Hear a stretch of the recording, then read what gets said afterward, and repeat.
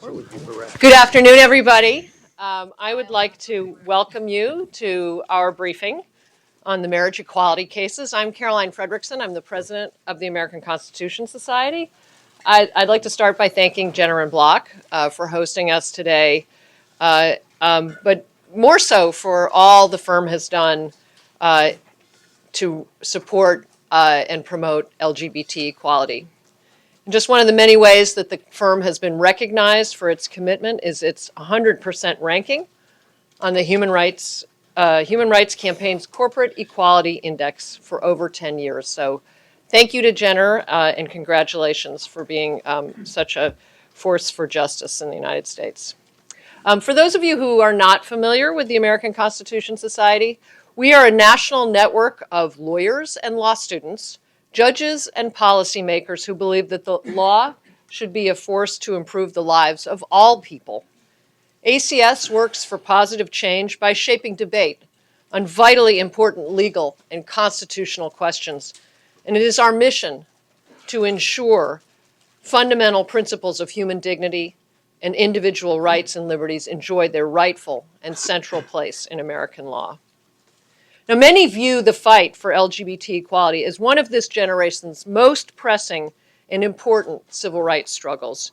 And ACS has worked to bring the realities of discrimination and inequality that affect this community to the forefront of the national dialogue. We continue this work now with our focus on marriage equality. And in the fight for nationwide marriage equality, we have seen remarkable success as a nation. 37 states and the District of Columbia now recognize same-sex marriage, and the Supreme Court is poised to rule on the constitutionality of the remaining bans on same-sex marriage by the end of this term. And this, of course, is the issue that brings us here today. The experts we've gathered here will discuss the history of the fight for marriage equality from Bowers versus Hardwick to Lawrence versus Texas to United States versus Windsor, and finally to Obergefell versus Hodges, which will be argued in the Supreme Court on Tuesday. What are the ways in which the court could decide this monumental case? And what will the potential outcomes mean for LGBT rights in other contexts? Here to lead the discussion on these and other important questions is Amy Howe. Amy is a partner with Goldstein and Russell here in DC, where she serves as counsel or co-counsel on merits and certiorari stage cases at the Supreme Court. She's also editor of SCOTUSblog, an award-winning website covering the Supreme Court, and author of a regular column about the court. And of course, she is a good friend to ACS. So please join me in welcoming Amy. Thank you, Caroline. I'm going to start by introducing our panel of experts, and we're going to spend about an hour talking with them, and then we're going to try and leave plenty of time, hopefully somewhere between 25 and 30 minutes for questions. But I'm going to keep my introductions of our panelists short. They are all very accomplished, but I want to give us plenty of time to bask in their accumulated wisdom. So I'm going to start I'm going to do it in alphabetical order. They're conveniently arranged in alphabetical order from left to right. Steve Sanders, on my left, is a professor at Indiana University's Maurer School of Law.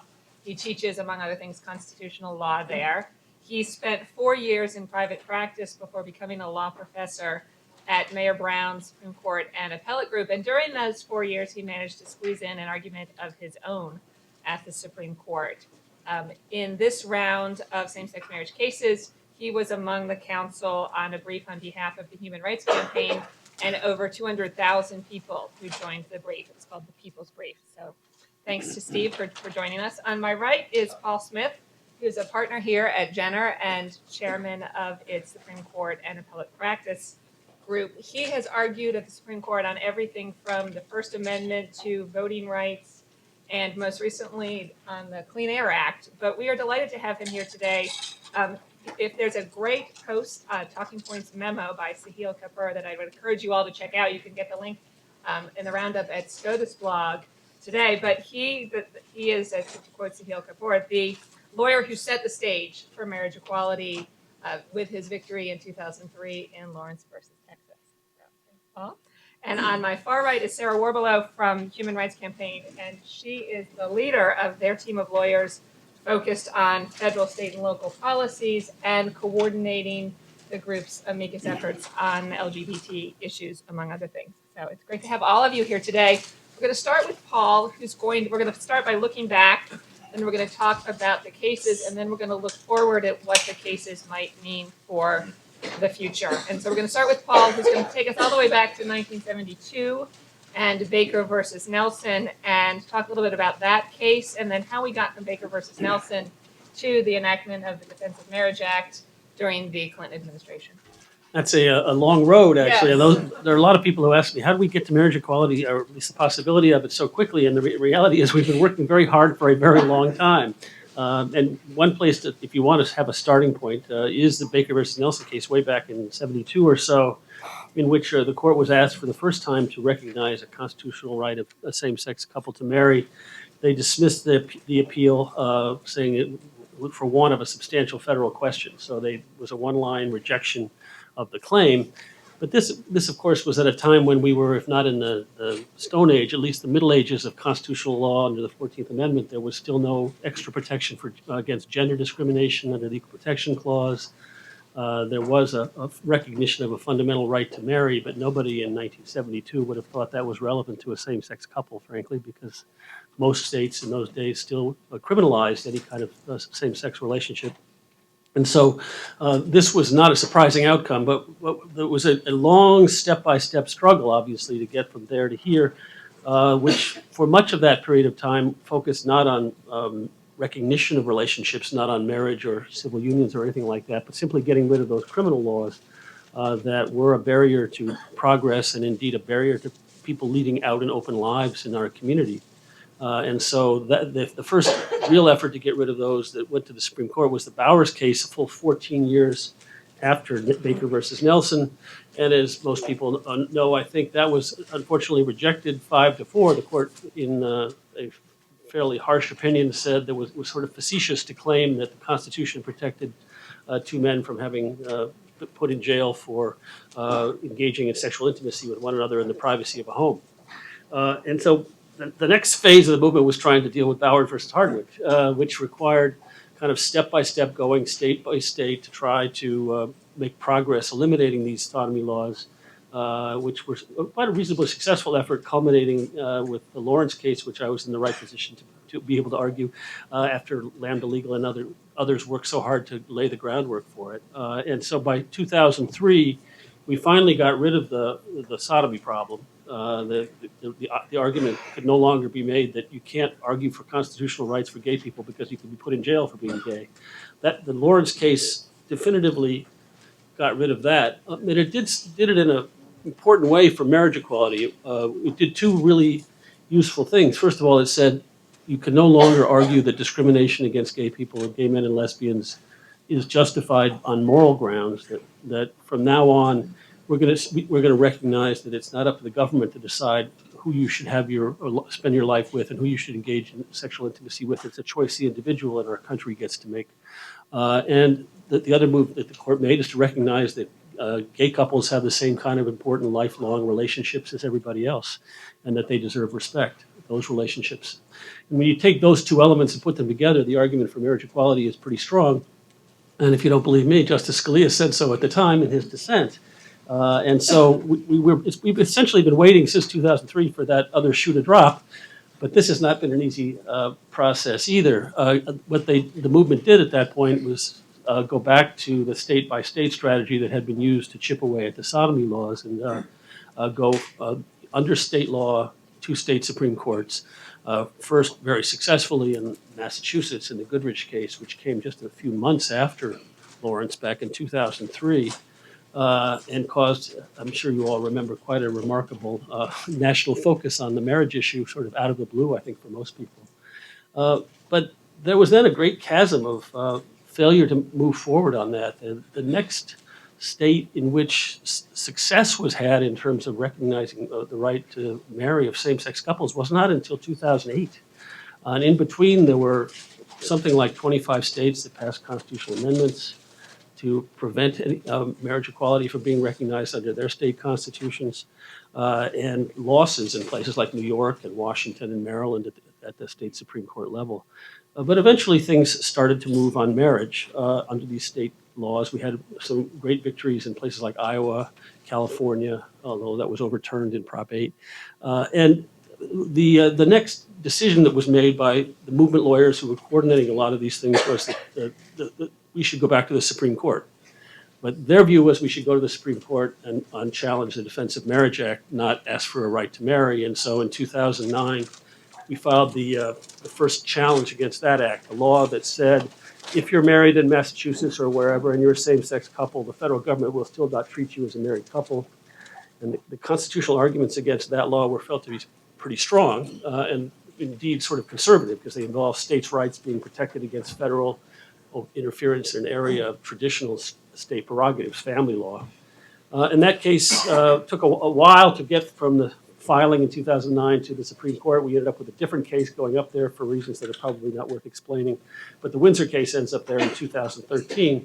And during that same 4-year period, we then had the challenge to Prop 8 that was filed by Ted Olson and David Boies in California. And so those two cases kind of wound their way up simultaneously, culminating on arguments in the Supreme Court 2 years ago and decisions 2 years ago, which I guess we can move on from there. That's sort of the brief history from 1972 to 2013. Yeah, and you mentioned Hollingsworth versus Perry Right. and The Prop 8 case. The Prop 8 case, Right. and the decision had been made not to move forward on that. But so the decision to file the Prop 8 case, Hollingsworth versus Perry, was not necessarily well received throughout the movement. Was the thinking that it was too soon? Right. The groups had been working together and had been meeting sort of every 6 months for 20 years at that point, first on the sodomy issue, then on the marriage issue. That ACLU, GLAD, Lambda Legal, these groups thought that with only one state at that point, or two states, having marriage equality, it was too soon to ask the Supreme Court to nationalize it. And on the other hand, the fact that Proposition 8 had overruled the California Supreme Court meant that for people in California, there was no option other than to go for a federal claim. And so that was the dilemma that everybody faced back in 2009 after the 2008 election. And I think there was some disagreement, pretty strong disagreement about whether to go ahead and ask the Supreme Court to recognize marriage equality back in that year. The movement, after all, was still very acutely aware of the problems caused by Bowers versus Hardwick. It took a whole generation to overcome a decision which they almost won back in 1986. It took until 17 years later to get rid of that decision. So when you lose in the court, it can make things considerably worse than if you had never gone there in the first place. And so that was, I think, part of the disagreement. You know, I would say that the disagreement over that issue, while emotional at the time, has gone away. People worked together pretty effectively in litigating the case. The experts that were used were very much the experts that had been prepared in these state cases by the more so-called traditional gay rights groups.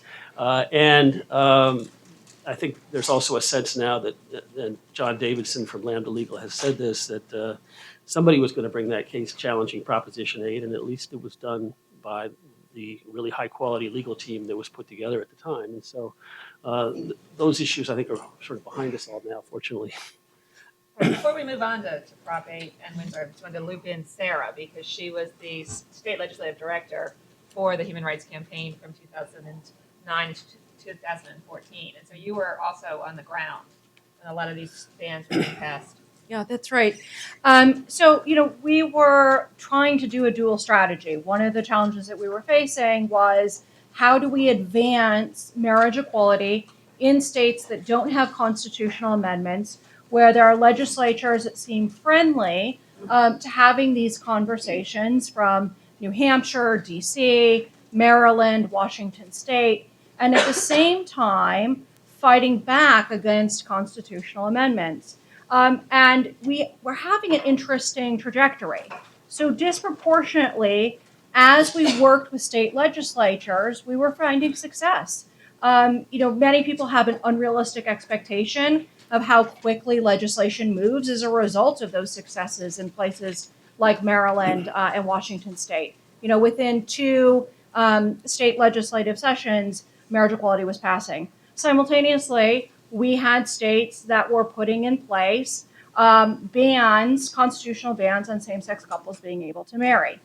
The only time where we have truly effectively prohibited a ban on same-sex couples marrying was in Minnesota in 2012. And that was the same year in which people voted in Maryland, Maine, and Washington State to affirmatively grant same-sex couples the right to marry.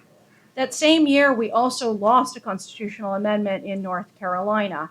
So it really was a really tricky balance determining where to put resources, and not just for the Human Rights Campaign, but for the LGBT community as a movement. We always knew that the Supreme Court would have to be the final arbiter of this decision. Then we'll bring us back to 2013 fall. We've got Hollingsworth versus Perry, the Prop 8 case, and Windsor. If you could talk a little bit about those, not so much to rehash old history, but because in particular Windsor, the arguments in Justice Kennedy's opinion are being revised this time around. Right. So the DOMA decision, I think, that we ultimately got ended up vindicating those people who thought this was the right next move for the movement, because we got a very eloquent decision, again by Justice Kennedy, the author of the Lawrence case, who, while talking about states' rights, ultimately ended up ruling that the 14th Amendment simply doesn't allow the federal government to distinguish between two classes of married couples, the same-sex married couples and the different-sex married couples, and that the kind of disrespect that DOMA showed for one group of those same-sex couples was simply intolerable under the 14th Amendment. And obviously has a great deal of language in it that is useful and has proved very useful in the marriage litigation that came since. The fears that people had about the Perry case and of course the hopes that people had about the Perry case, none of those really came to be. The case ended up as somewhat sort of a fizzle in terms of the outcome, because the court said that there was never appellate jurisdiction in the case. The case should never have gotten outside of the district court.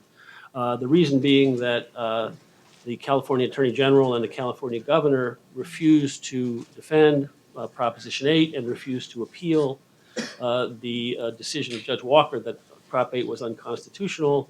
And while we had a great deal of discussion and a little side trip to the California Supreme Court, ultimately the decision of the Supreme Court was that the people who did appeal, which is to say the private individuals who had campaigned to put Proposition 8 on the ballot, didn't have standing to represent the state of California, and that didn't have standing in their own right, and therefore there was nobody before the court who had constitutional standing to defend Proposition 8. There was no case in controversy. There was nothing for them to decide. And so the effect of Proposition 8 going up to the Supreme Court was not to create any new law. It did, however, because Judge Walker's decision was left in place and there was no valid appeal from it, mean that Proposition 8 was no more, and we suddenly had marriage equality in the state of California as a result of that case. So in that sense, it was a tremendous victory. The largest state in the country suddenly had marriage equality, and I think that added a lot to the movement just in that outcome. Since then, of course, the federal courts have gotten very much involved in a way that they weren't, except in the Perry case, very much at all beforehand, and because people started filing federal lawsuits all over the country. About the day that the Windsor case came down and the Defense of Marriage Act was no more, I think everybody decided, well, we know what the next step is going to be. It's going to be a Supreme Court decision on marriage equality in about 2 years or 3 years. I think most people thought it would take more than 2 years, and so cases just started being filed left, right, and center.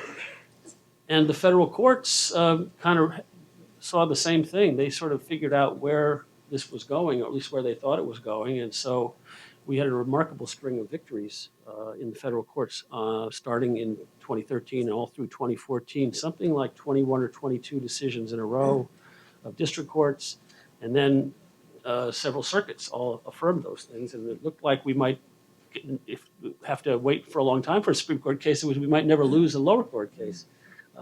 Things did eventually change. I'm going to ask Sarah really quickly, because you were involved in the post-Windsor work as well. Were you involved?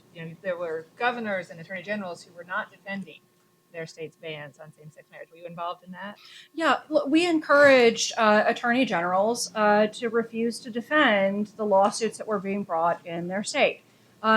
We made the argument that bans on marriage for same-sex couples were clearly unconstitutional.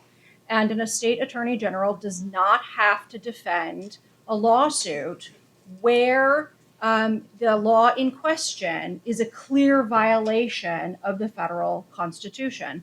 And a handful of attorney generals accepted that proposition, including California had done so earlier, Pennsylvania, Oregon, Virginia, which came about as a rather surprising election in which Democrats swept the governor, lieutenant governor, and the attorney general seat. The attorney general won by a very small number of votes, but was in a position to really analyze what would happen.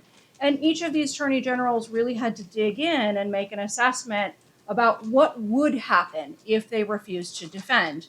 The laws from state to state vary quite dramatically. Some states have clear mechanisms for who gets to defend a lawsuit if their attorney general refuses to do so. Others are absolutely silent on the matter. But it really drew attention from, I think, the general populace. Started to pay attention maybe to attorney generals for the first time ever in a whole new way, and saw what type of power those positions can wield.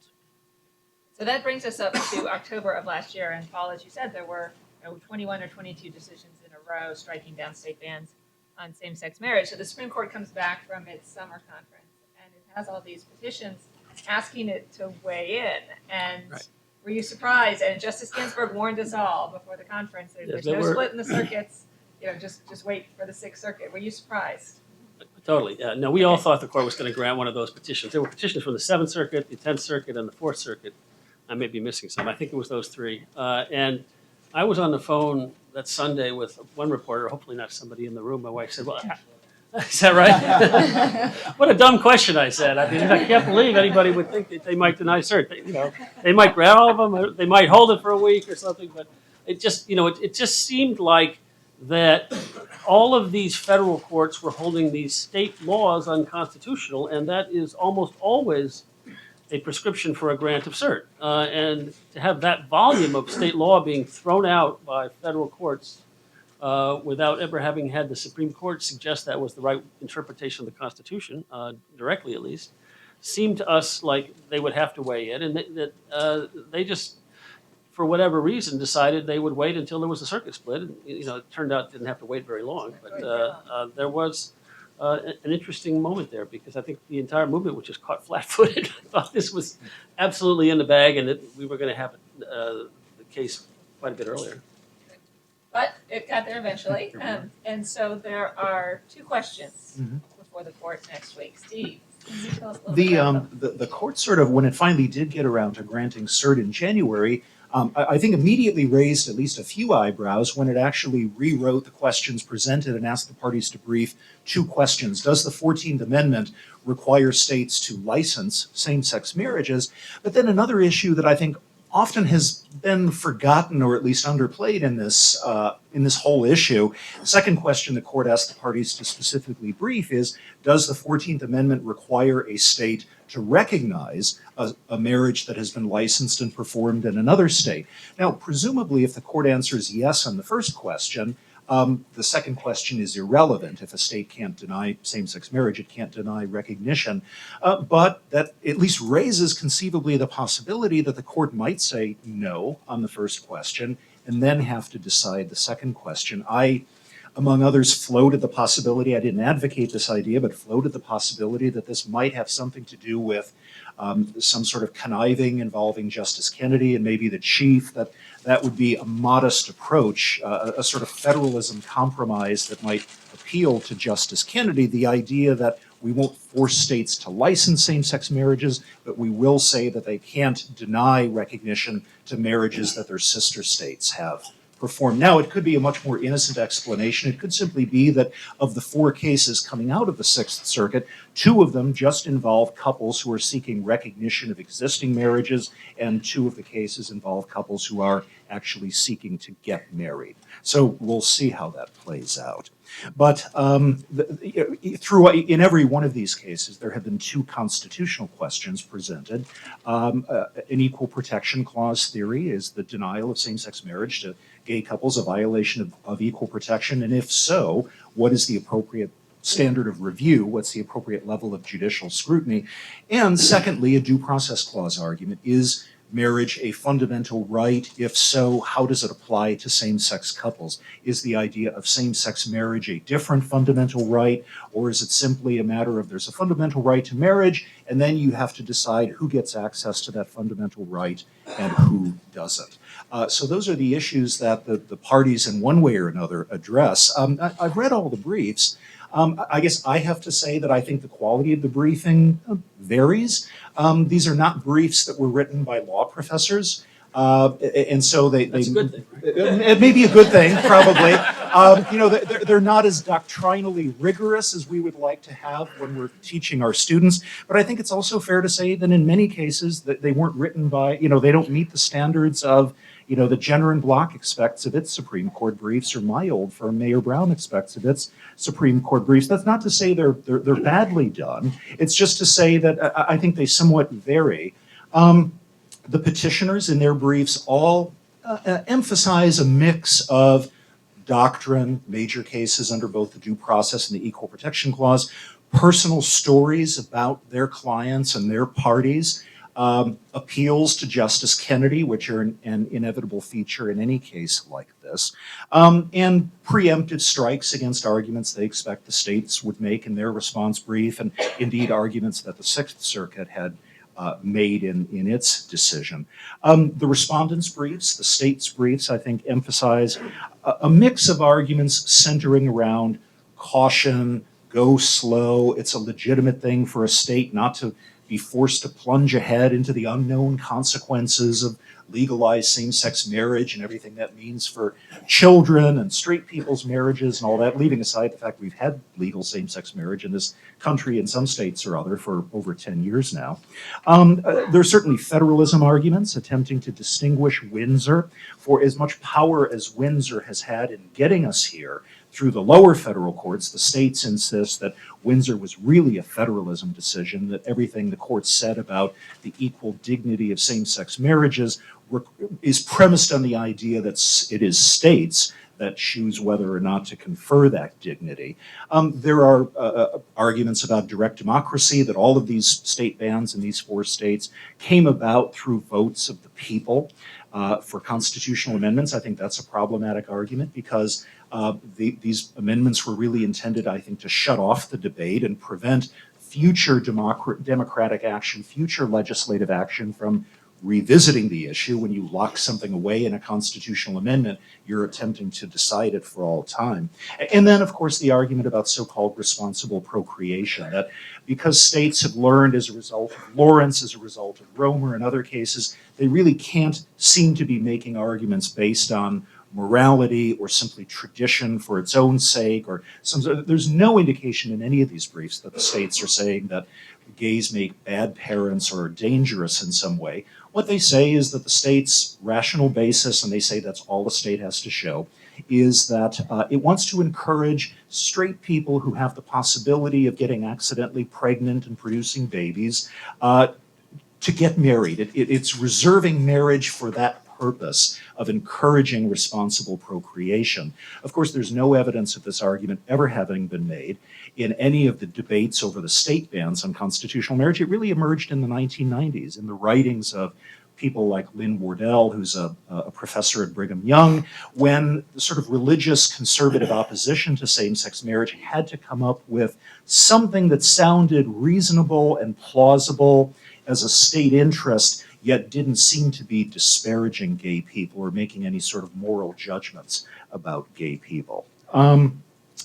And so I think I'll leave it at that, and we can follow up if you wanted, some specific questions.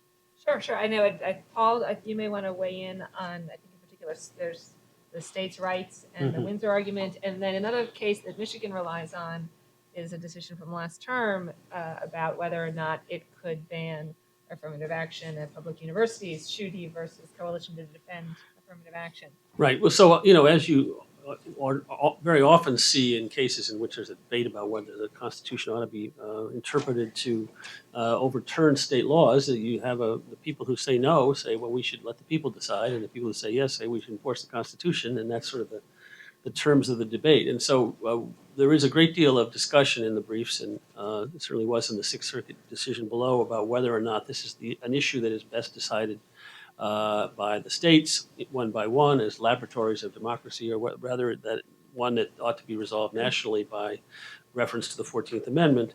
And the Windsor case does give the states a great deal of ammunition. There's a whole long first section about how family law is reserved to the states, and the federal government should not, through DOMA, be interfering with the decisions that states have made.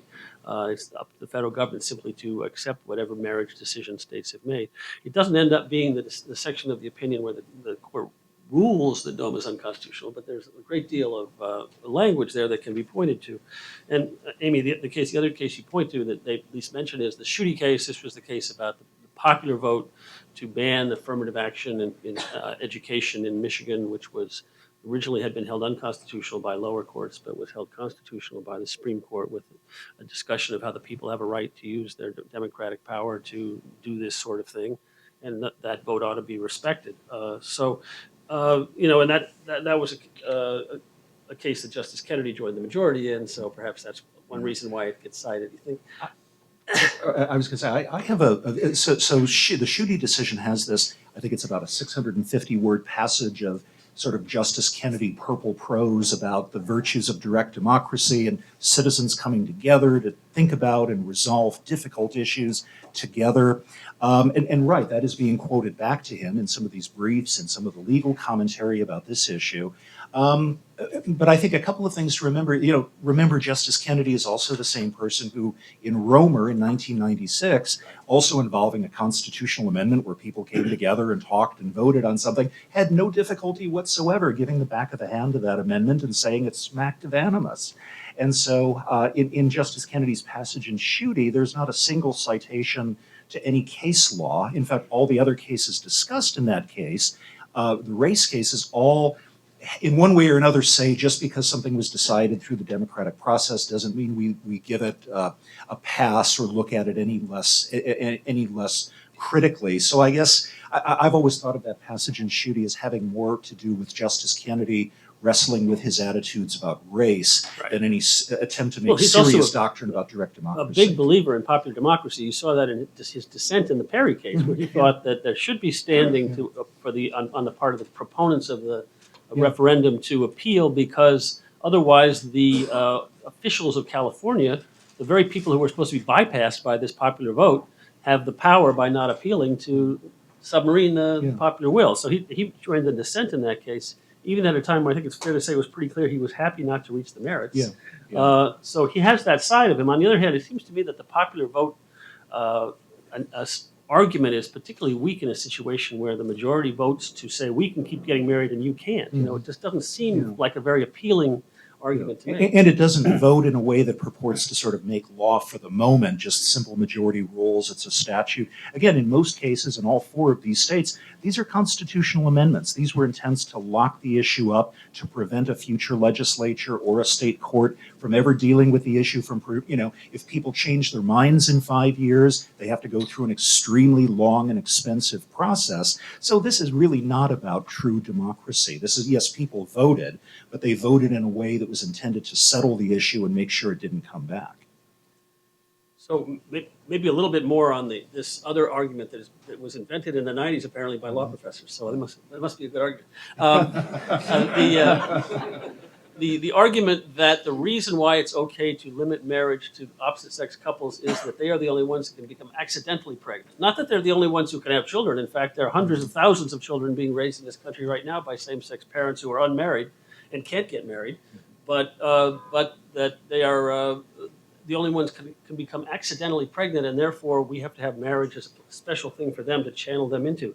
This argument has never seemed very persuasive. There's a whole variety of reasons why. One of them is that it's a completely sort of impoverished and cramped view of what marriage is about. It's simply this sort of device to force people to get married when they have They get drunk, as Judge Posner said, and get pregnant the next. By the carloads.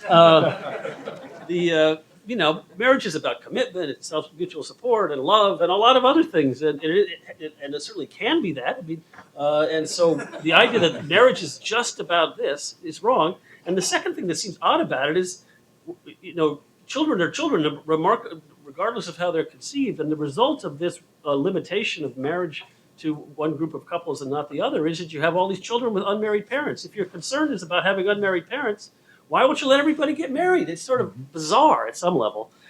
So then they're reduced to sort of hinting at, but they never quite say, well, but the problem with letting the same-sex parents get married is that the other people aren't going to want to get married because the institution is somehow going to be tainted or something like that, which they don't really say out loud. But, does anybody really believe that somehow the few 100,000 same-sex couples in this country are going to get married and people are going to stop getting married? First of all, they aren't getting married to begin with. The only people who seem to want to get married in this country now are gay people. The number of unmarried parents in this country is remarkably large of heterosexuals. Yeah. But I think what this also gets to is the standard of review. So what the states go to great lengths to say, yes, this theory may be over-inclusive, it may be under-inclusive, it may even be post hoc, it may not necessarily, it may leave some things out, it may not be completely coherent, but under old-fashioned, good old Williamson versus Lee optical rational basis review, it doesn't have to be perfect. It can just be something the legislature could have thought. I mean, let's not forget they got the New York Court of Appeals to buy this argument. And so I think as long as the states are pressing for this most deferential form of rational basis review, they have to just come up with the flimsiest possible rationale for their laws to survive. But I don't think that's going to happen. I think if you look at the kind of analysis the court did, even if it didn't put a label on it of intermediate scrutiny, in Romer, Lawrence, and Windsor, the court has never applied Williamson versus Lee optical most deferential economic regulation sort of rational basis to these kinds of issues. They have, as Justice Kennedy has said, inquired carefully into unusual forms of discrimination. We demand to know what the relationship is between these two things. They have to, because what's at stake is, your basic choices about the family you're going to live with in your life. And the line is being drawn, which is sexual orientation, is a line that, basically is not very justified. It's hard to think of any other kind of law where you could discriminate on that basis in a rational way. And it's a history, all the history of discrimination and everything. This just doesn't lend itself to the kind of passive economic regulation, constitutional in the scrutiny. Perry case, this argument was front and center in what the defendants, the proponents of the amendment in Perry said, and it got virtually no attention at the actual oral argument. I think the most famous attention it got was when Justice Kagan sort of teased Charles Cooper about it and made a joke, a sort of a joke at his expense about that particular argument. So there wasn't a lot of evidence that even 2 years ago the court was taking this argument particularly seriously. And there's been a lot of focus, on Loving versus Virginia and the Supreme Court's decisions with anti-miscegenation laws, but there's a real history that the court has had in addressing access to marriage that includes permitting people who don't pay child support to be able to marry, permitting individuals who are in prison to be able to marry even while they are in prison. We're not going to be procreating anytime soon. No procreating in prison. So there is this really huge history. I mean, the Supreme Court has addressed issues of marriage over 40 times, in the couple hundred years. And the court has consistently found that we have to give huge deference to individuals who are seeking to be able to marry. They're not interested in picking apart who should and should not have access to the institution. It's sort of quintessential individual choice, you would think, right? So, the other piece of this that going back to the children and child welfare stuff that gets discussed is the notion that children are better off with a mom and a dad, which probably a lot of people in this country still believe. It doesn't happen to be supported by the social science evidence, but we wrote a brief here at Jenner, the American Psychological Association, others that lays that out. But the more fundamental problem with that argument is that the kids are there anyway. Same-sex couples have a perfect right to reproduce, whether they're married or not, and are in fact doing that. And so even if you thought that they are not ideal parents, and there's no evidence of that, but even if you thought that, if you as a state believe that married parents are better than unmarried parents, you still haven't got an argument for why you shouldn't let them get married. It just doesn't make any sense. So. And there are currently in this country 400,000 children in foster care awaiting some kind of permanent home, 101,000 children awaiting adoption.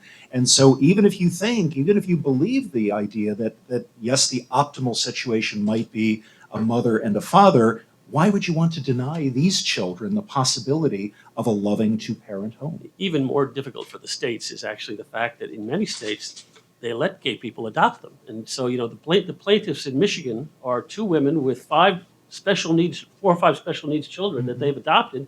They can't adopt each other's children. So 2 of them have one mother, 2 of them have the other mother, but they have all living in the same household together with the 2 parents. And that apparently is okay with the state because it's obviously better for the children to have the parents than to be in some institutional setting, but they still won't let them get married. Now, what is the reason for that? So anyway, it seems to me that it is a difficult road. Once you can no longer argue that same-sex sexual intimacy is a bad thing and that people shouldn't be gay on moral grounds, these arguments are just really tortured that they've been making for the last 12 years. Yeah. I want to circle back to another law professor-like question. So assuming that the court agrees with you all and goes with some sort of standard of review that is more stringent than rational basis, are they going to put a label on it this time, or are they going to leave us in standard of review limbo? If it's a Justice Kennedy opinion, I think the safe money is that it's in limbo. I mean, but let's not forget the court has not identified any new formally protected category for heightened scrutiny since the 1970s, I think, since the gender cases and the illegitimate children cases. And a number of the justices and a fair number of academic commentators have said, this whole idea of tiered scrutiny is breaking down. People disagree whether it's a good thing or a bad thing that, Justice Stevens says there's one equal protection clause, and we need it may vary from case to case in how it's applied, but this idea of formally tiered scrutiny is formalism that doesn't make any sense. Well, consciously or unconsciously, that seems to be Justice Kennedy's attitude. He has certainly applied something that looks like intermediate scrutiny in all of the previous gay rights cases, and moreover, he's applied a sort of mixture of liberty thinking and equal protection clause thinking.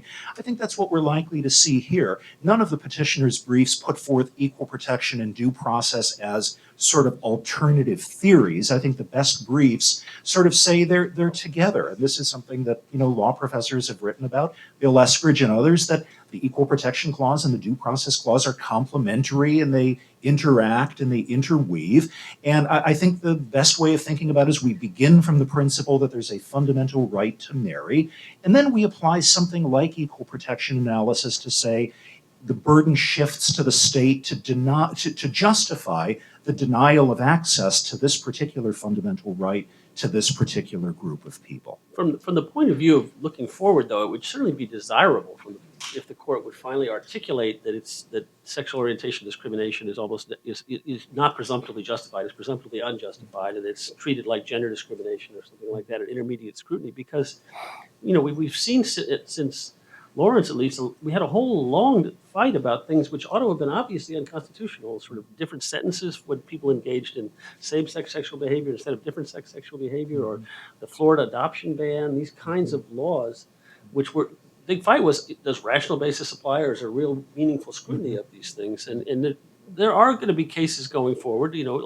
public employment cases, things like that, where it would be nice to know what the constitutional standard is when the government continues to discriminate on the basis of sexual orientation. And even in the Seventh Circuit, which was where the law was defended, in the Indiana case, where the law was defended by a very zealous and very vigorous representative of the Attorney General's office, even he conceded at oral argument in response to a question from Judge Posner that there was no other situation where the government is involved against the individual other than marriage, where he believed that discrimination was appropriate. So Chuck Cooper said the same thing in the Supreme Court when he was asked that question. Can you think of any other way in which the government is allowed to discriminate against people based on being gay? And he said, I can't think of any. I mean, up until now, in the Don't Ask, Don't Tell cases and in the sodomy case, I suppose the fear was, well, if we announce a heightened standard of review, then, what happens to marriage? Well, we're dealing with Well, marriage in now. 2003, we were worried about marriage and military. Yeah, Those are yeah. two things that we didn't think the court was ready to take on in 2003. But that's gone. But now we've reached the ultimate thing that everyone was worried about, so there doesn't seem to be a lot of danger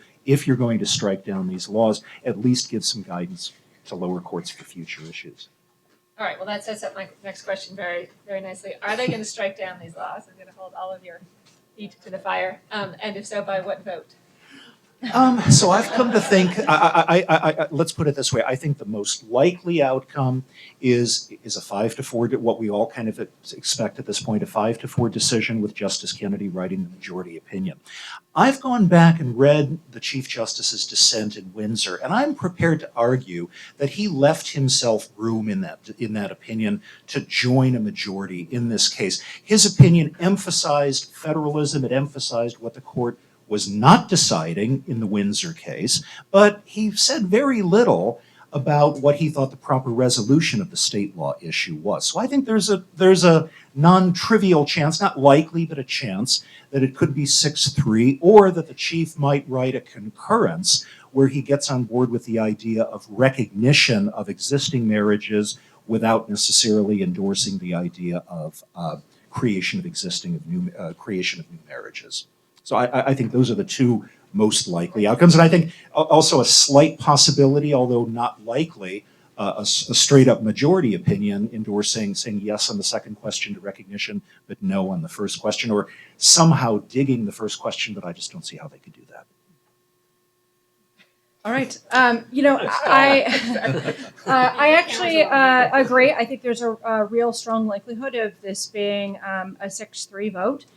In addition to the legal arguments coming at it from a slightly more practical level, the Chief Justice is a parent with relatively young children. In fact, I have children who are roughly the same age. And we know that the justices are human, and part of what they're looking at is their legacy. How are their children and their grandchildren going to think about them in years to come? And I think that significantly increases the likelihood that the Chief Justice doesn't join in with the majority opinion in some way or another. Again, not necessarily 100% on point, but at least in concurring in some parts. I think one of the areas in which we may see more of a concurrence from him would be on the level of scrutiny. So if Justice Kennedy does apply some form of heightened scrutiny to sexual orientation, I could see a scenario by which the Chief Justice concurs that same-sex couples should have access to marriage, but says that it should have been determined under rational review. Although, of course, if the chief is straight out in the majority, he could keep the opinion and write it himself, which might not be a bad thing for clarity and sort of doctrinal rigor, as long as he didn't write it in too modest a way. It's going to be 5-4, guys. Come on. Chief Justice Roberts wrote a very moderate-sounding opinion, but he said it was, okay for the federal government to overrule state decisions on marriage. The federalism, all stuff he could have used there, but here he's got the states making their own decision. For him to say, well, the DOMA was okay, but the state laws that discriminate are not okay, it's a very difficult opinion to. Yeah, no, I think he'd have to do some fancy footwork. Some work. But he'd also, do you think there's some possibility he's thinking of this as a legacy, institutional legitimacy sort of issue? Does he want to quote unquote be on the wrong side of history? I certainly believe he thinks about those things, but I'm just not predicting that he's going to do this. I say possible, but not likely. All right. We have all of these on video. Thank you. Thank you for asking, Amy. We really appreciate it. So assuming all of you are correct at 5-4, 6-3. I've always been good in all my Supreme Court predictions in the past. Well, my husband likes to say, "You'll only remember the ones you get right. You never remember the ones you get wrong." Sarah, so Steve's home state of Indiana was in the news recently for the state RFRA. Talk about it, if there's a decision from the court, 5-4, 6-3, upholding our right to same-sex marriage. Are we going to see more of these state RFRAs? Is there going to be a backlash, as there was in Indiana, from business, particularly in states without laws protecting LGBT and public accommodations? Sure. So I think what we are seeing is those people who have long opposed any form of rights for LGBT people being reinvigorated as the issue of marriage equality approaches the Supreme Court. Right? This is not new. These attempts have occurred for decades. The attention that they have received, however, has changed because the American public opinion has changed. In the wake of Indiana's decision to pass a federal, that would be fascinating if they could pass federal law, wouldn't it? A state religious freedom restoration act, which would allow a business owner to go into court and say that they had the right to undermine existing municipal non-discrimination laws that prohibit discrimination on the basis of sexual orientation in public accommodations. So that's all of the areas in which you would expect to be able to go and shop, to purchase services, and claim that their religious beliefs allowed them to poke holes in that law for purposes of not serving either LGBT people individually or same-sex couples in particular. And there was a huge reaction to Indiana's law, which passed. It was later revised somewhat, in large part because American attitudes have changed.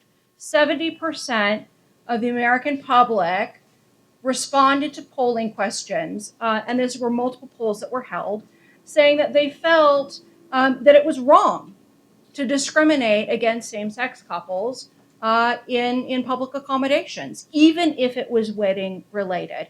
And major corporations, from Apple to Angie's List to Walmart, came out in opposition to these types of laws.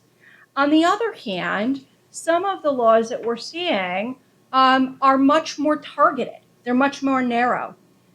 Michigan just recently passed, it needs one more vote to go to the governor's desk, a law that would allow adoption agencies to discriminate based on religious belief.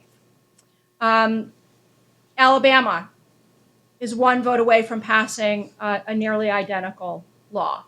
The state of Louisiana is considering legislation that would allow government actors to discriminate on the basis of marriage if they did not believe in that marriage, right? If that marriage violated their religious beliefs. So that means if you've got a judge who doesn't think that a same-sex marriage is legitimate, they don't have to grant the divorce. And there's nothing the state can do to sanction that person. Now, look, I think many of these bills, although not all of them, are clearly unconstitutional, but that doesn't mean if they pass that they won't be in operation for a number of years before it reaches the U.S. Supreme Court.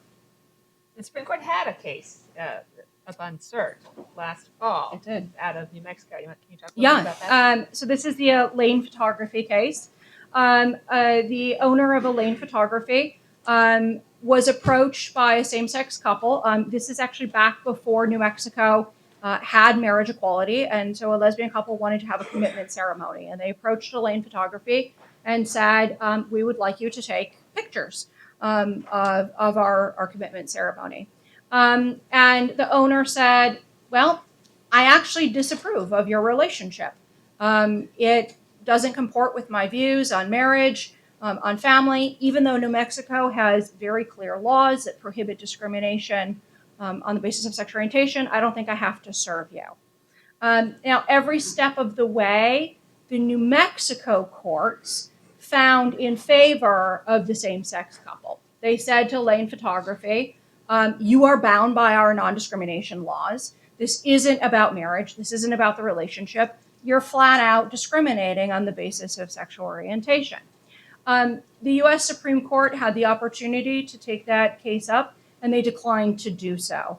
I think we can't read too much into that determination, other than to say, what's that? They relisted it 3 times. They did. They knew they were going to be legal with marriage this year, probably, so I think they didn't need both of those things at the same time. In addition, I think that there was, a real interest in seeing how courts are going to come out on these issues. Right. To date, there haven't been that many state Supreme Courts to deal with the issue.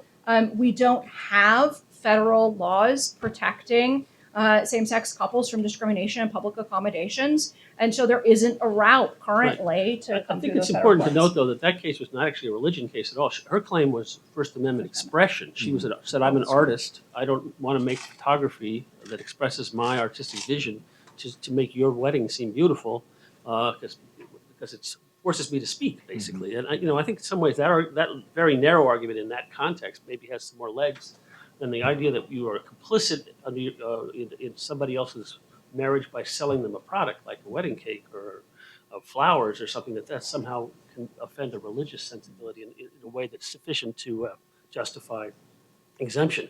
I do think that we will continue to see these issues asserted not just by state legislatures but by individual judges like the ones in Alabama who make these claims.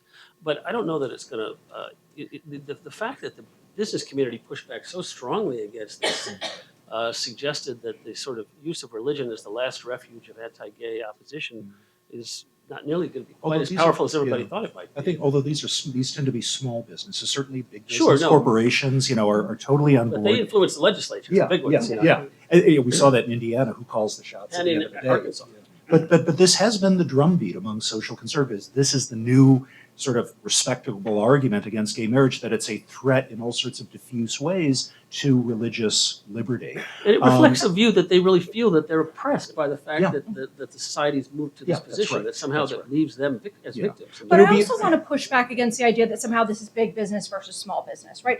There are a large number of small business owners who also agree that such behavior is inappropriate, including many business owners who have come out and said, as a Catholic, as a Protestant, as a Jew, I may not believe that same-sex couples should be getting married, but when I am opening my business up to the general public, I understand that my obligations are different in the public marketplace than they are when I go to church. There is a brief, so of the 145 or whatever amicus briefs, there are probably 10 that are worth reading, or that the justices will read. Paul's, One, Sarah, two. and mine. But one of those might be. So Doug Laycock is a very prominent scholar of religion, a sort of grandfather of RIFRA scholarship and litigation, has filed a brief in favor of same-sex marriage, in support of petitioners, but also suggesting and discussing ways that we have to face up to the conflicts between same-sex marriage and religious liberty. So I think at least some of these groups are angling to at least get the majority opinion to say something about this. And even in Windsor, Justice Kennedy sort of spoke respectfully of people who have traditional views about marriage, but empathetically toward the people who wanted to get married. And so, I think at least organizations like Heritage and Alliance Defending Freedom and all that are making a play for something in the opinion that might give a nod to the idea that there are issues down the road here that might still need to be resolved, even if the court grants same-sex marriage. All right, last question. We're going to switch gears a little bit. Do you see, assuming that the court rules the way that you all expect them to, do you see this playing out to any extent in the 2016 presidential campaign, especially on the GOP side? Sarah, you're nodding, so we'll start with you. Absolutely. Look, already all of the major Republican candidates for president have made this an issue in their campaign. Bobby Jindal wrote an article, an op-ed for the New York Times, in which he sort of lays out this vision of continued opposition to marriage equality, and really suggests that individuals should be continuing to oppose marriage for same-sex couples, even if the Supreme Court rules in favor. The problem is that they are all trying to attract a small subset of the American people. Those primary voters who are extreme social conservatives, and they're going to have significant challenges if they continue on this path when they end up in the general election. If you look at Americans under the age of 40, 75% support marriage equality, 75%. And even if you look at Republicans under the age of 30, 61% support marriage equality. So they're setting themselves up for potential success amongst their core base and significant problems in the general election. Right, but it seems to me that they will use this issue in the primaries, but that they almost all of them probably secretly believe it would be better if our side wins in the Supreme Court, because when you look to the general election, they don't want to be talking about this in the general election at all, and so then they can say, well, that issue's settled. I'm not fighting that. That's the courts have taken that off the table. It's not up to a president to decide that issue, and so they may try to use it as flog each other a little bit in the Republican debates, but they really don't want to have this issue be a live issue, political issue. Agreed. Unfortunately, they're now on record as presidential candidates voicing these views. But once the Supreme Court has said that the Constitution has decided to all 50 states, they can at least downplay discussing it, whereas poor Mitt Romney looked pained to have to keep getting asked this question. By the time November 2016 rolls around, this will be ancient history.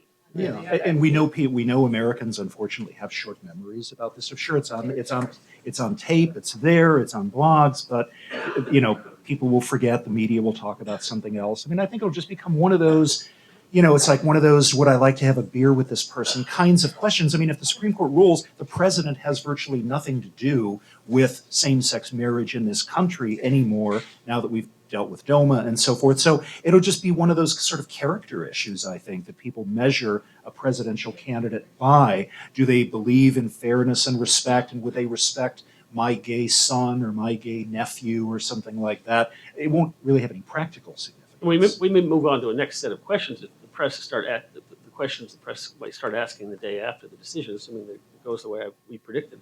Do you support employment non-discrimination protections across the country? Because that issue is still out there, and it gives you the same information about somebody whether they really believe in equality or not. And that's a live political issue. Yeah. But I think they're going to have to continue to talk about marriage, because you're going to see these state legislatures continue to introduce bills that are an attempt to limit the scope of marriage equality within the state, to create carve-outs for individuals who don't want to interact with same-sex couples who are marrying. And so I think there's going to be many opportunities for them to continue to be asked about how they feel about same-sex couples' relationships. I wonder if, just to say 30 seconds about an issue we haven't talked about that doesn't seem related, whether transgender issues are going to come up. Right now we have bills in states about bathrooms in public schools. I mean, after marriage is decided, I think another set of issues waiting in the wings is transgender equality and discrimination and treatment and identity.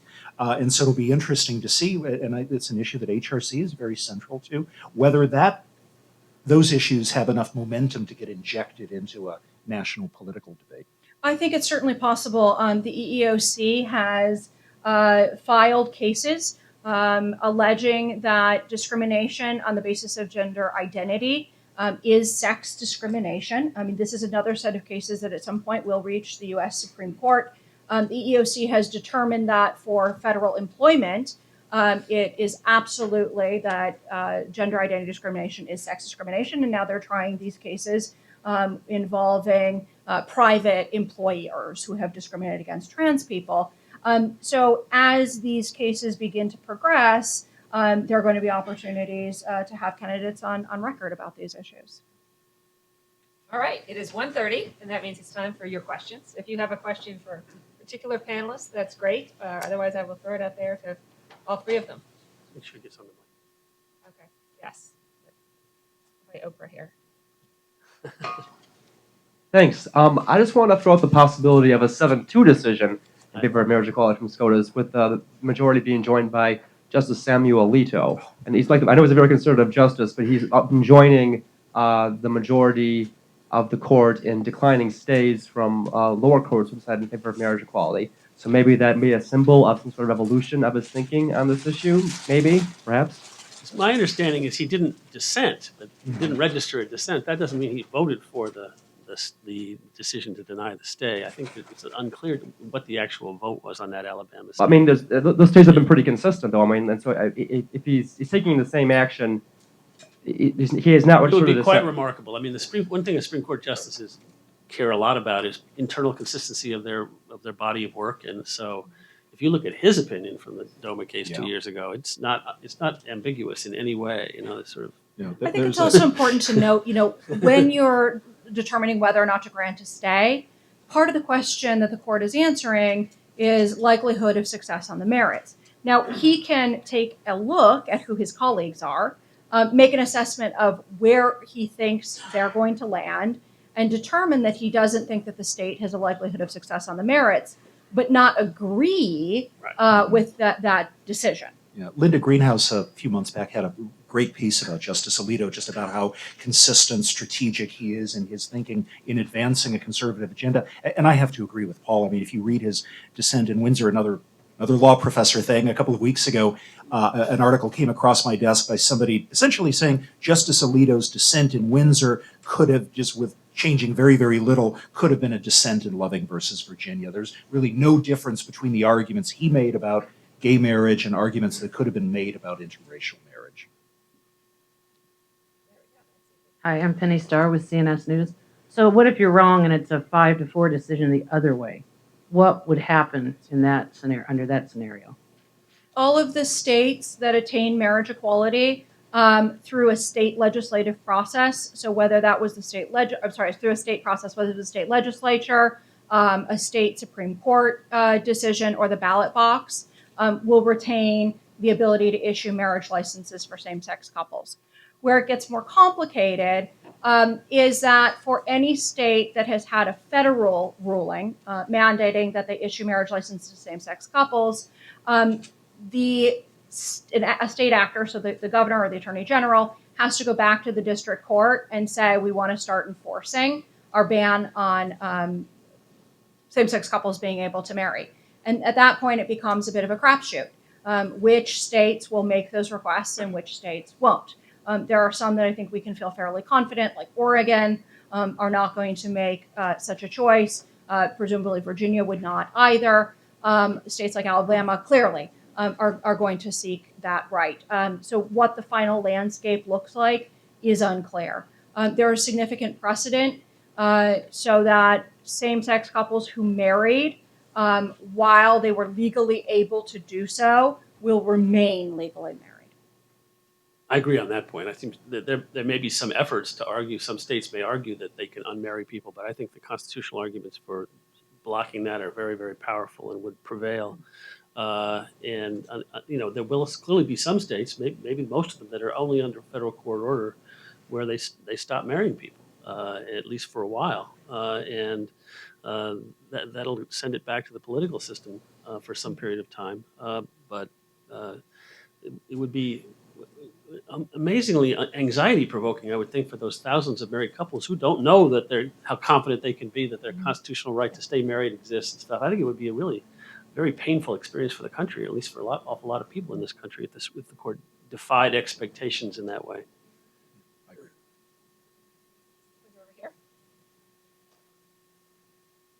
Hi, I'm Sabrina Eaton from the Cleveland Plain Dealer.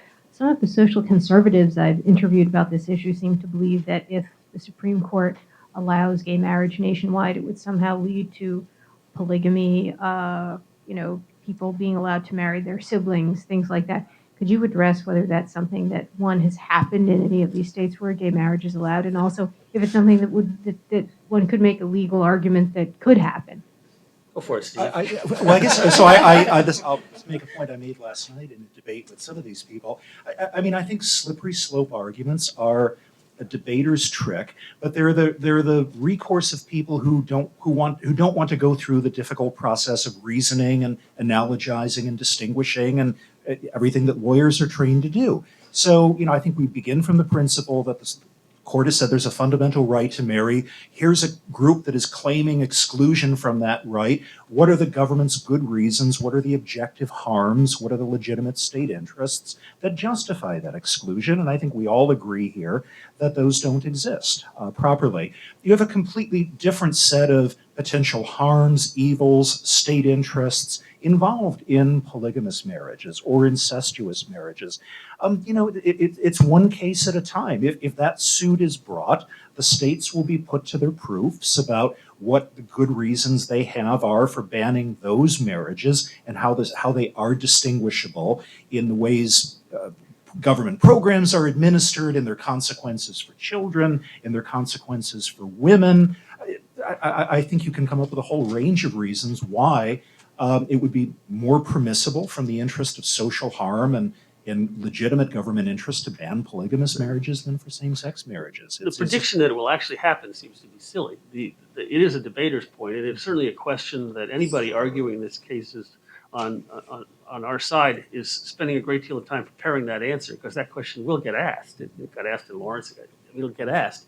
But I don't think that it is really plausible to say that you can't draw a constitutional line for all the reasons that Steve was just saying between the two. I wonder if Justice Scalia's dissent in Windsor has had any effect on what happened in the last 2 years. Well, he The effect certainly he intended. he certainly wrote a beautiful opinion for his colleagues in the states to be able to say, "Here you go, you took Yes. the work out of it for us." It's certainly, his dissent has certainly been cited. The dissent saying Windsor means there's a right to marriage equality has been cited somewhat gleefully by some of the various federal judges who, I mean, whether it by itself made a difference or whether they would have figured it out just by reading the majority opinion. I think you have lower federal court judges who just sort of enjoyed being able to say, well, even Justice Scalia agrees as a matter of legal reasoning that blah, blah, blah.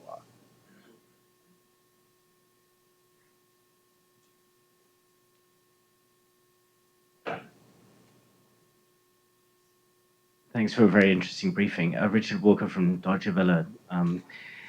So as someone who comes at this from the outside, it's quite interesting to consider that this is not really going to the Supreme Court. It seems like it's almost going to one man in the form of Anthony Kennedy. Or perhaps it's going to Justice Roberts, or his personal sense of grandeur from the sound of it, the idea that he might want to leave a legacy. So I just would like to ask, in each of your cases, if you were in there arguing this, what would be the one or two kind of killer arguments that you would bring, aiming first of all at Kennedy, and then secondly, aiming at Roberts, and perhaps not just tugging on his heartstrings, but, you know, if there are things that you think might actually consider him. And then finally, if you step back and you look at this, do you sometimes think, oh my gosh, the Supreme Court is an extraordinary body, you know, it seems to be almost as gerrymandered as the worst electoral district. Is this really a functional body that we have here? That's a lot of questions. Good job, look, Sarah. I think, first and foremost, if you are going in and talking to Kennedy, and to some extent, even Roberts, Kennedy made clear during the Windsor opinion that he cares a lot about the children of same-sex couples. This was a primary issue for him, and he clearly wanted to grapple with why should the children of same-sex couples not have all of the same benefits and protections as the children of opposite-sex couples. And from that perspective, the issue here is virtually identical to Windsor.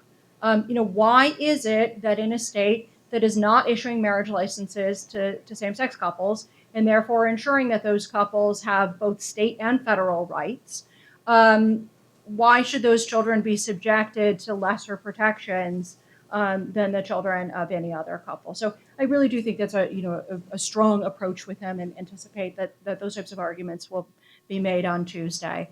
In terms of the second question, I'm sorry, can you repeat part of it again? Well, maybe the same on Roberts, and then just put it back. Oh, the gerrymandering question. Look, I think that it's too simplistic to say that the courts come down sort of in this clear political way. We know that there are many justices over the years who were put in place by a Republican or a Democrat with the expectation that they would vote the party line. And only a handful of them actually do that. It's also important to note that the vast majority of cases decided by the Supreme Court are not decided on narrow victories, right? I mean, the majority of them are 7 to 2, 8 to 1, or even 9-0. It's simply those cases that tend to get the most attention, which are the cases that are, the 5-4 decisions. They had the most unanimous decisions in many, many years last term. The perception of division is both true and untrue at the same time. But on some of these very divisive issues, they reflect the division of the country. I think that's basically what it is. I agree with everything Sarah said about appealing to Justice Kennedy about children. I think also just reminding him of some of his more diffuse principles about how the framers of the 14th Amendment knew that times can blind us and that laws once thought necessary can serve only to oppress, that kind of thing. I think if you're going for his vote by a state, you emphasize federalism. Everything he said about Windsor can be traced back if you sort of diagram all the sentences about the dignity of these couples, traces back to the dignity conferred by the states that chose to marry them. And I think for the chief, if you're the states, you emphasize that this is just rational basis review. It's the lowest requirement of justification. And if you think you might get his vote in favor of petitioners, I don't know. So just maybe you explain why this is not a threat to religious liberty. I think that's actually something the chief is probably very concerned about, that, this is about civil marriage. It has relatively limited implications for the culture and for religious institutions. That would be one guess anyway.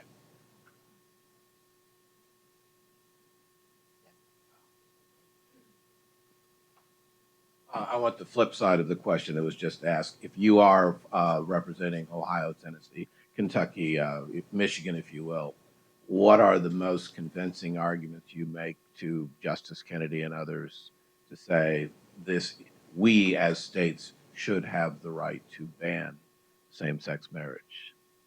As Steve was just saying, I think you talk about states being able to have their own different policies on very important issues, particularly in this area of family law.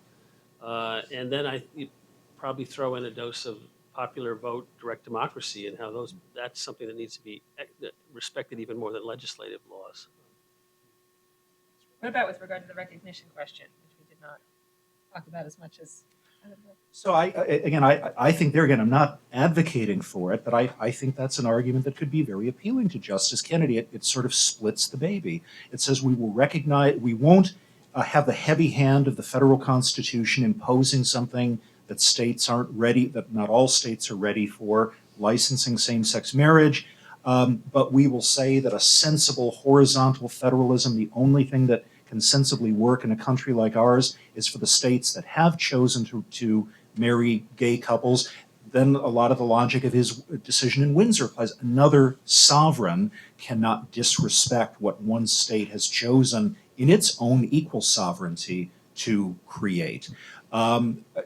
Again, I think if the price of that, saying yes on that question, is to say no on the first question, there is no constitutional right to marry, I think it'd be very anguishing for Justice Kennedy to agree to that, because I also have a sense that he is very concerned about his role in history and has a vision for what his lasting contribution will be. It seems to me the whole idea that you're shielding the states from some imposition by saying you don't have to do the marriages, you just have to respect them, is, if you think about it very long, it doesn't make any sense, because you're shielding this one little piece of the state government, the people who actually issue marriage licenses and the county clerks who are justices of the peace. They don't have to do anything to get involved with same-sex marriage, but every other department of state government is going to have to treat these people as married for all time. So is that really a sensible? Well, I would agree with you, but I think Kennedy again views the conferral of a marriage license, that act, that unique thing that only a state can do, as having a significance, that is what creates the marriage, creates the dignity, creates the equality and the entitlement to respect. I think he attaches a lot of significance in that particular state action, even if as a practical matter, it doesn't make a lot of sense. I think he would find the idea that there are two kinds of marriages, and one has to go out of state and find a motel and stay in it for a night and get married and come back, and other people don't have to do that. He would find that repellent, actually. He's very sensitive to that kind of double second-class citizenship. Well, but he's not overly concerned about what about his thinking about what's a substantial burden on a woman and an abortion. I mean, there he doesn't seem to have any difficulty with that exact scenario. Well, part of the problem there is that he doesn't fully believe in a woman's right to access abortion.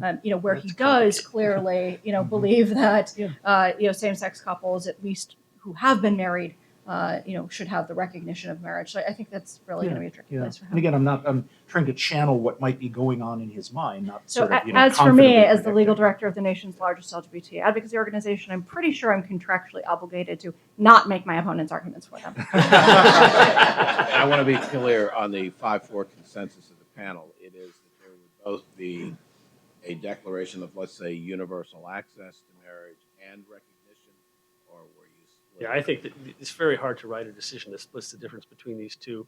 The arguments basically come down to the same state interests and not under the same constitutional provisions, and so I just don't see them ending up. I think they ended up with these separate arguments because they had 4 petitions. They kind of broke down that way, and they didn't want to have to decide who gets to argue. And they just gave it a little extra time, and it just sort of happened. But we'll find out in June, I guess.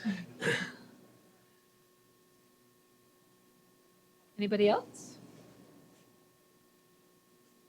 In the back.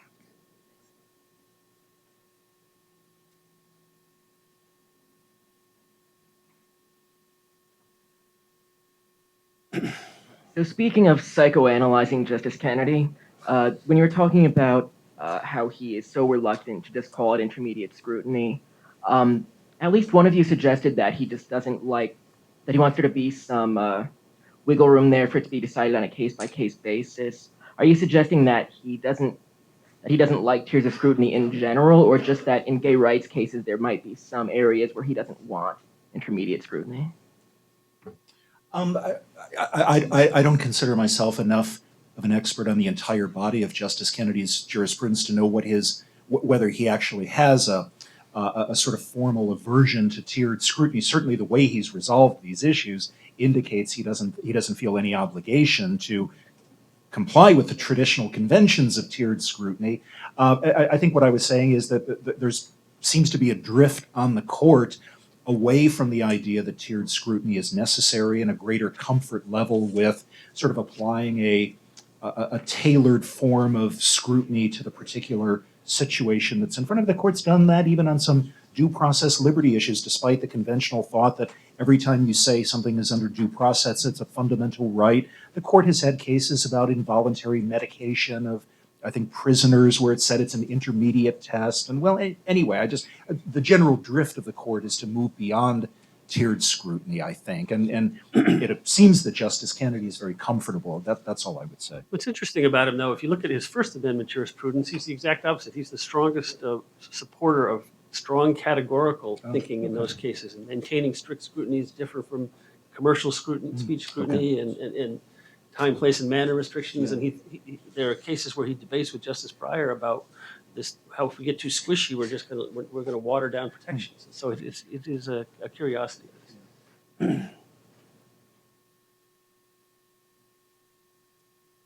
All right. Well, thank you. Please join me in a round of applause for our excellent panel.